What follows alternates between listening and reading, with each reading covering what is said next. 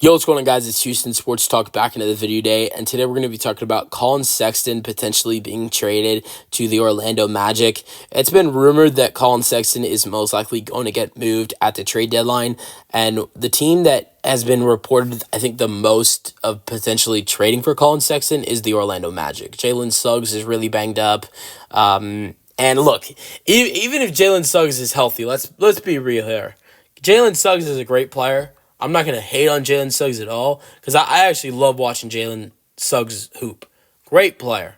And I hope when he gets healthy, he continues to have success for this Magic team. But Jalen Suggs is not a point guard. Not at all.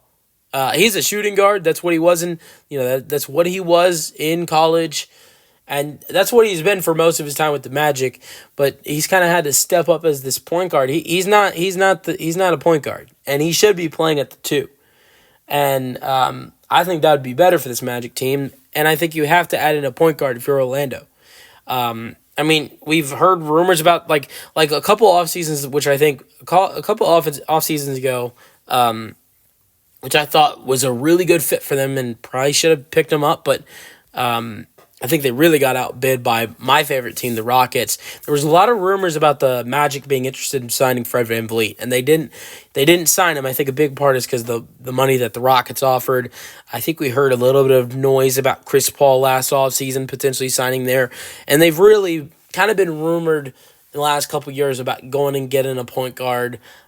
There was a little bit of rumors about Damian Lillard, but I don't think that was actually going to ever happen. And there have been ramblings about other point guards, and I think it's time. It's finally time for the Jazz to go ahead and get themselves a point guard. And look, we're not gonna put up Collin. I mean, like Collin Sexton, I think he's probably up there with Chris Paul and Fred VanVleet, with them older and not as good as they were years ago. I think that. Collin Sexton's just as good as an option as a Chris Paul or Fred VanVleet. He's having a great season, and we're gonna go over what he's done this year. And I'm gonna go over what I think this trade should be to land Collin Sexton in Orlando. Keep in mind, Collin Sexton not just wouldn't be in Orlando this season, the rest of this season, but is also under contract next season. So you're not just getting Sexton for the rest of this year, getting him for the 2025-2026 season as well. Sexton this year has played 40 games, 38 starts, 29 minutes per game. And I think a big reason why he's only played 29 minutes per game is how many times the Jazz get their butts kicked. But in only 29 minutes per game, he's averaged 18 points per game, 4 assists per game, and 1 steal per game with 3 rebounds per game. Last year, he played even less, but was coming off the bench more. 78 games, 51 starts, 26 minutes per game, 19 points per game, 5 assists per game, 1 steal per game, and almost 3 rebounds per game. So I think Collin Sexton would be a great addition for this Utah Jazz team. I'm going to go over what this trade will be to land Collin Sexton in Orlando. First guy, I can think a guy that probably been on Orlando's trade block for quite a while now, and I think you kind of say goodbye a little bit to the Aaron Gordon trade in this trade here, because I have Gary Harris headed over to Utah. Gary Harris this year has played 20 games, 2 starts, 16 minutes per game, 4 points per game with 2 rebounds per game, almost 1 assist per game, almost 1 steal per game. I would say the only bad part about this trade, which Gary Harris hasn't played much this year, so it doesn't really matter, but the Magic are such a weak 3-point shooting team, and I think Gary Harris is probably one of the best 3-point shooters on this team that you'll find, shooting 35% this season, shooting 37% in his career. But you got to get a point guard, and Gary Harris really hasn't played that much this year. And then last year, averaged 7 points per game. He's had some solid seasons in Orlando. He averaged 11 points per game in the 2021-22 season, but you got to move on from him. He's barely playing. He's been injured this year as well. You got to move on from him.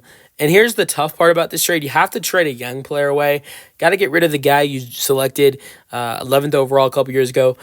Someone who is kind of close to me or has I have a connection to him. Jet Howard is someone I've known for like my whole life. Jet Howard, basically, long story. I'm just gonna real fast.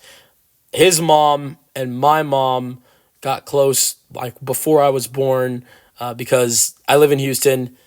Juwan Howard, his dad, played in Houston, and then they got close meeting each other, and then my mom basically started babysitting Jet and his older brother, and then when my mom had me, it just became a friendship between my mom and his mom, and we were really close before they moved to Miami when Juwan left Houston to go to Miami, and I've met Jet Howard like 2 or 3 times, but I haven't seen them since like 2017. But so it's so cool to see someone that I know in the NBA. Like Jet Howard's 21 years old right now, and 8 years ago, or yeah, 8 years ago, I was 9 years old, and he was 13, and there was an AU tournament, and the whole family was here, and I got to go on the court and play basketball with him. That's like a cool story to tell, I guess. But it's so crazy now looking back that I was 9, he was 13. Now, next year, I'm going to be a senior in high school, and this guy's literally in his second year in the NBA. So that's kind of nuts. But I think Jet has a solid future in the league, not being biased. He's played more this year than he did the year before. 38 games, 11 minutes per game, 5 points per game, 1 rebound per game, almost 1 assist per game. And, he's playing a lot. Look, he's not playing great, but he's playing a lot better than he did in his rookie year, and playing a lot more. His numbers have gone up. He's shooting 32% from three. I think he has more potential than what he's showing on the floor. But that happens often when a 21-year-old's playing basketball. They're not showing their full potential. It might take until later in his second season or the beginning of his third season to fully take off. But this year he's gotten to play more, and I think he's gotten to play some good basketball. But here's the problem. I'm not saying Orlando has to get rid of Jet, but if you're gonna have to make a trade, this Orlando team, they have to make a move if you want to be successful in the East.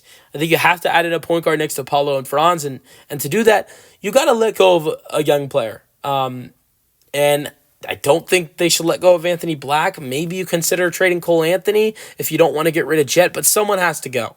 I hate to see Jet get traded, but it's a business. It happens, and very well might happen here if the Magic decide to make a move.